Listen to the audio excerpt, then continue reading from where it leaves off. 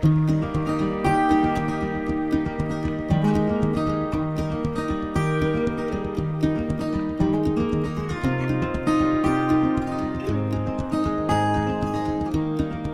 seltsimaja on tegelikult väga vana maja juba.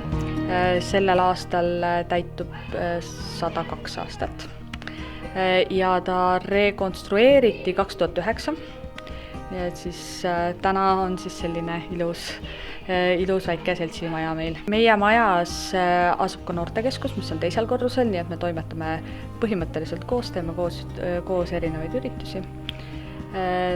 Noortekeskuse huviringid toimuvad siin meie saalis, näiteks tantsuring, mis on hästi populaarne, mitu gruppi käib meil koos lapsi erinevas vanuses.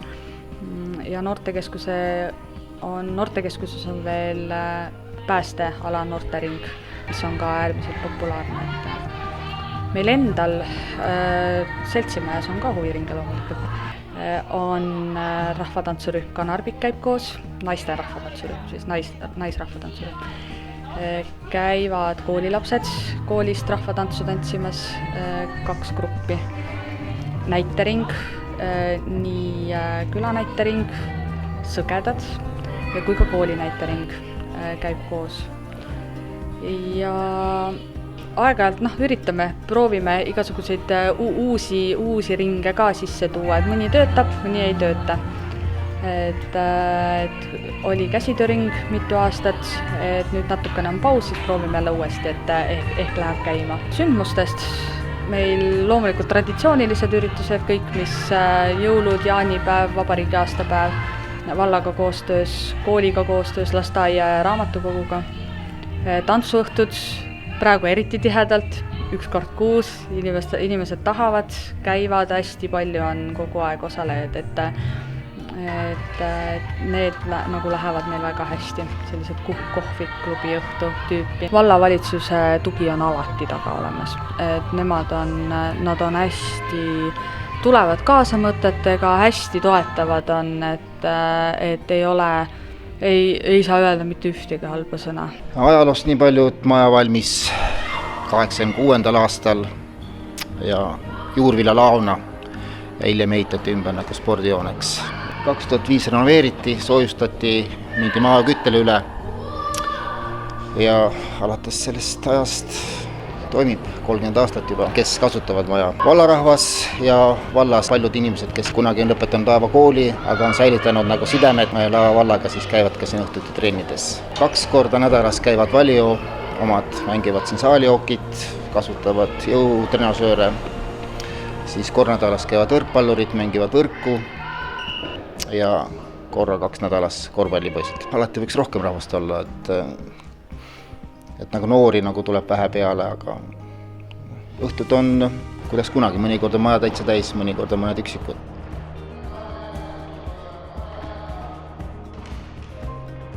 Põhja seltsimaja on ehitatud 1906. aastal tolleaegse laulu- ja mänguseltsi eestvõtmisel ja see tänane nimi Põhja seltsimaja ongi nagu tänukummardust kunagistele tegijatele. Me oleme täna rahvamaja funktsioonis, valla eelarveline asutus, kus töötab 3 põhikohaga töötajat, töötavad kollektiivid, toimuvad erinevad sündmused ja loomulikult on seltsimaja tegemisteks avatud kõigile, kuna siin majas asub ka toitlustusasutus, siis on võimalik siin ka paluda nende abi pidulaua katmisel. Ja siis me oleme väga uhked näiteks selle üle, et me oleme suutnud hoida võib-olla mingeid tegevusi läbi sajandite. Et kui me räägime, et meie näitering on 135-aastane, et meie laulukoor on erinevas vormis koos käinud juba rohkem kui 120 aastat ja näiteks kangakudumisring, mille naised ka täna on hoos tegutsemas, on üle 60 aasta siin majas tegutsenud, siis võib-olla see ütlebki ära, miks juba 110 aastat tagasi oli seda maja vaja ehitada. Ja lisaks siis kõigele sellele meil töötab siin majas veel täna siis naiskoor, segarahvatantsurühm, naisrahvatantsurühm, eakate seltskonnatantsurühm, siis näitering, mälumänguklubi ja seltsides tegutseb täna siin koos tantsuselts ja ajalooselts. Lisaks veel käivad siin oma proove tegemas gümnaasiumi mudilaskoor ja koguduse segaansambel. suurimat rõõmu teebki loodud, hoitud ja säilitatud järjepidevus. Et me oleme ise küll väga uhked selle üle, et meil on väike koht ja väikene maja, aga juba üle 30 aasta on siit majast üldlaulu- ja tantsupeole läinud vähemalt 3 kollektiivi. Ulija keskus on kogukonnakeskus ja me püüame siin võimalikult erinevatele sihtgruppidele pakkuda mitmesuguseid tegevusi. Et meil käivad siin beebid emmedega, on nagu beebipäevad, meil on siin noored, kellel on ka väga palju huvitegevust siin, täiskasvanud ja ka eakad. Ja meil on majas ka raamatukogu, kus on avaliku internetipunkt, et selline hästi multifunktsionaalne maja, ütleme. Ja tegevus toimub ka mitte ainult majas sees, vaid teeme päris palju projekte, mis on väljaspool maja nii-öelda. Et väga suur õhk on just nagu noorteprojektidel. Väga populaarne on jüripäeva orienteerumine. Et esimest korda tegime seda siin, ma isegi ei tea, võib-olla circa 5 aastat tagasi. Ja ikka iga aprillikuu noored tulevad jälle küsivad, et kas me ikka see aasta ka teeme.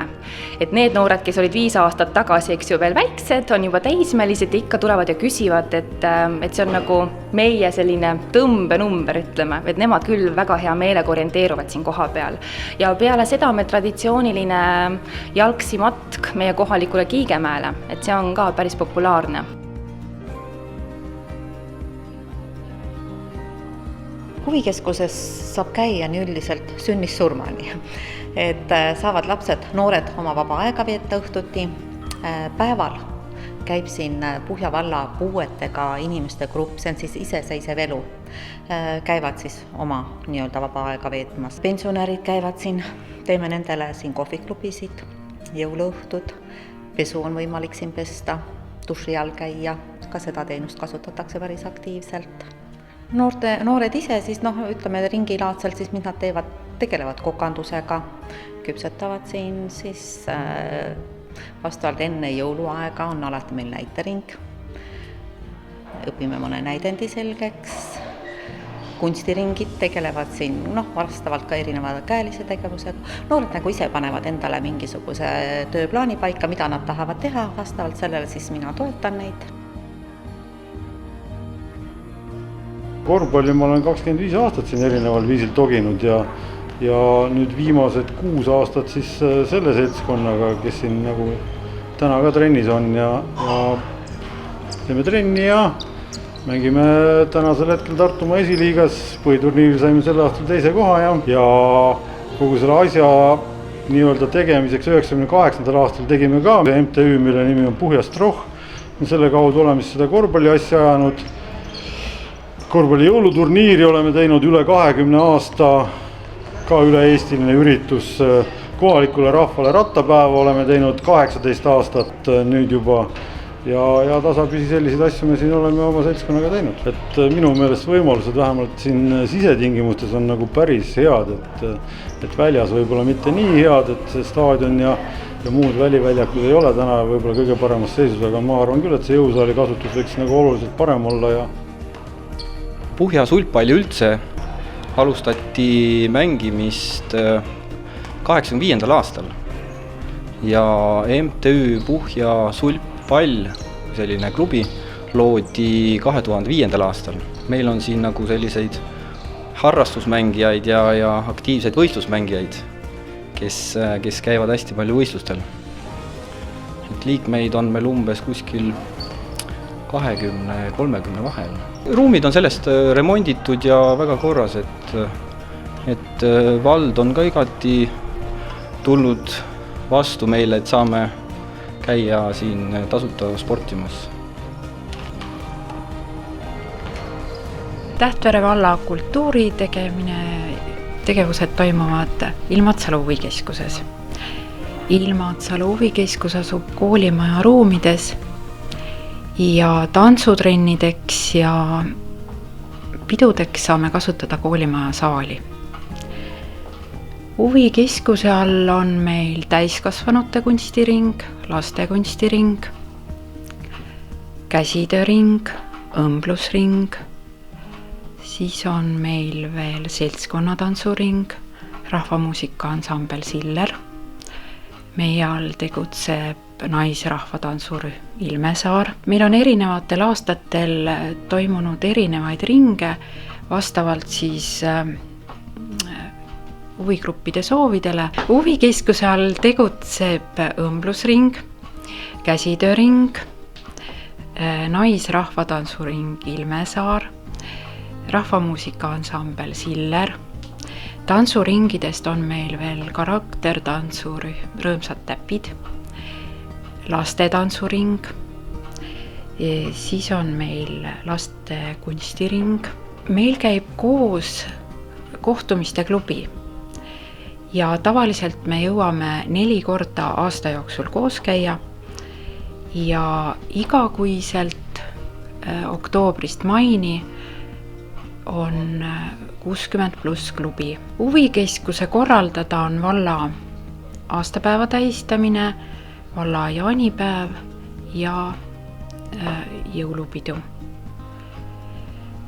Suvel toimuvad veel huviringide väljasõidud, käiakse koos ekskursioonidel, aastaringselt tähistatakse sünnipäevi ja rahvas on rahul, et on koht, kus peale tööd vabal ajal oma meelistegevusega saab koos toimetada ja väga hea on, et ringijuhid on olemas, kes saavad neid juhendada. Valla rahvale on huvikeskuse ringid tasuta ja vald maksab huviringijuhtidele töötasu. See on Ilmatsalu põhikooli juures asuv Tähtvere valla jõusaal, mis on juba eksisteerinud oma 20 aastat, mis algus sai päris tühjadest ruumidest pihta. Nüüd on ta tänu vallale ja tänu sportlastele saadud nii palju vahendeid siia sisse, kes on oma kodus toonud ja väga palju on ostnud sisse valla rahade eest. On lauatenisemängijad ja on need, kes armastavad tõsta kangi ja hantlitega möllata. Nii mõlemaid, ütleme, talvel käib neid kuskil nii 10–20 on, ütleme, osavõtjate arv. Tegutseb 3 korda nädalas, esmaspäev, kolmapäev, reedel. Esmaspäev juba hakatakse juba 4:30 on mehed kohal ja läheb kuni kella 8 välja. Ja käijaid on nii noori kui vanu, üliõpilasi. Kõige vanemad on siin kuskil 70-sed, kes käivad lauatennist mängimas või siin. Ja kõige nooremad on ka kooliõpilased. Samuti toimuvad siin tunnid. Kui on ilm väljas kehv, sajab, siis tuleme õpilastega siia. Koolimaas endal siin lähedal, koolimaas endal siukest saali nagu ei ole, nagu Võimla, mis asub koolimaast kaugemal, siis me tuleme vihma puhul siia saali, teeme oma harjutusi.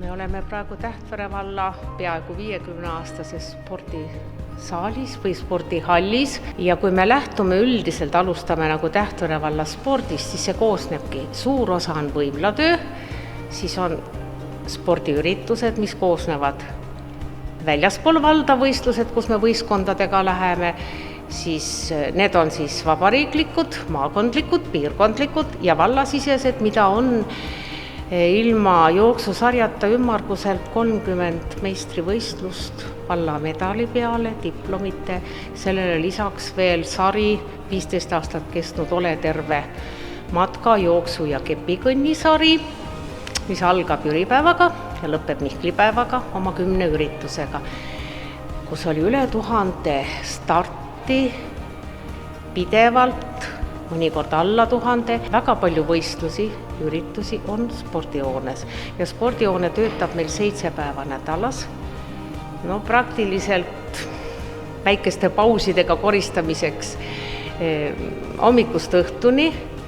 5 päeva nädalas on kool sees oma kõikide kehalise kasvatustundidega, see on hommikupoolikud ja õhtupoolikud on meie oma rahva käes. Tere tulemast Tartu valda, et Tartu maakonna kõige suuremasse valda, et meie kultuurielu on muidugi selliste pikkade ja sügavate traditsioonidega, et ei saa jätta kohe mainimata, et meil on Eesti kõige vanem puhkpilliorkester, Väekvere pasunakoor, ja Väekvere pasunakoor, siis on meil selline esindus puhkpilliorkester, kes mängib ikka peaaegu kõikidel meie üritustel.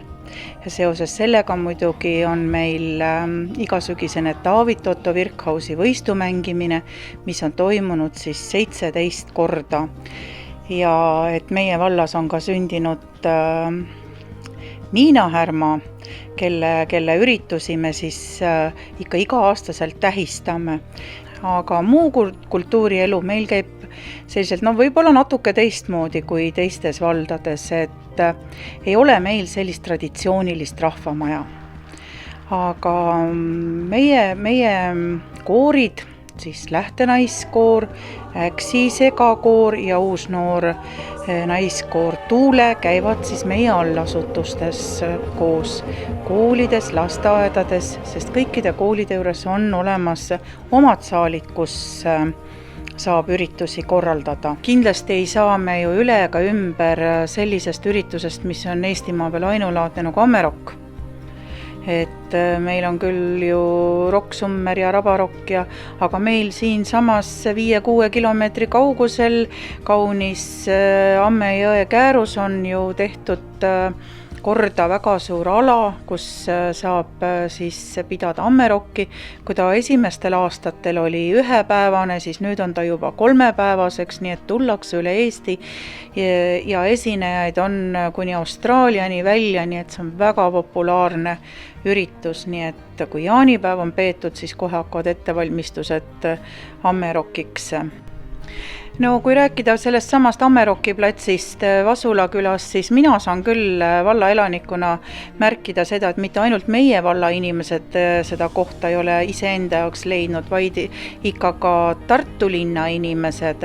Ja samamoodi käivad Tartu linna inimesed meil Vasula järve äärde, Kõrve külas nii-öelda nende Paisjärvede äärde. Samamoodi on väga populaarne Saadjärve ääres olev nii kaldarand, kust saab minna purjekaga peale, või siis maantee ääres asuv puhkeala, mis ka on korda tehtud. Et me oleme nagu ka Tartu linnale ju mingis mõttes selliseks turismi ja puhketsooniks, ja need inimesed, kes näiteks tulevadki juba Saadjärve äärde, saavad nad ju ka minna alati kas siis jääkeskusesse, aga meil on ju väga kuulsad suusarajad nii Lähtel kui ka siis Vedumetsas. Ei mõelda ainult, et suvel inimesed saaksid teha, vaid iga aastaringselt oleks tegevust.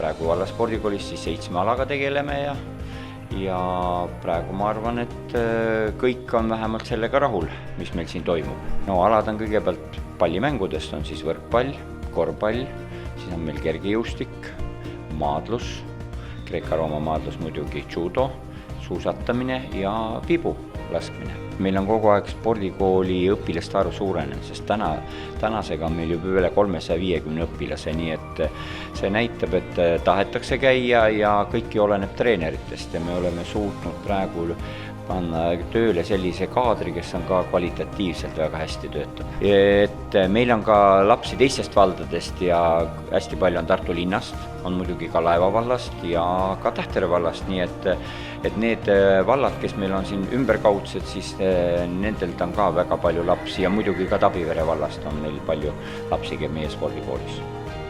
Kõrve spordihall sai valmis aastal 1987, tol ajal siis Munalao nime all, kuna siis ehitada spordihooneid ei tohtinud. See oli kolhoosi aeg, sügav vene aeg. Nagu te näete, siin saab kõike teha, korvpalli mängitakse parajast, nagu seal soojenduses. On võrkpallijooned maas, mängitakse jalgpalli, väiksed poisid mängivad jalgpalli ka siin. Meil on 2 jõusaali, mida külastatakse suht tihedalt. Soolimata on kõik päevad on meil töös, kõik päevad on täis, nagu vabu aegu suhteliselt vähe.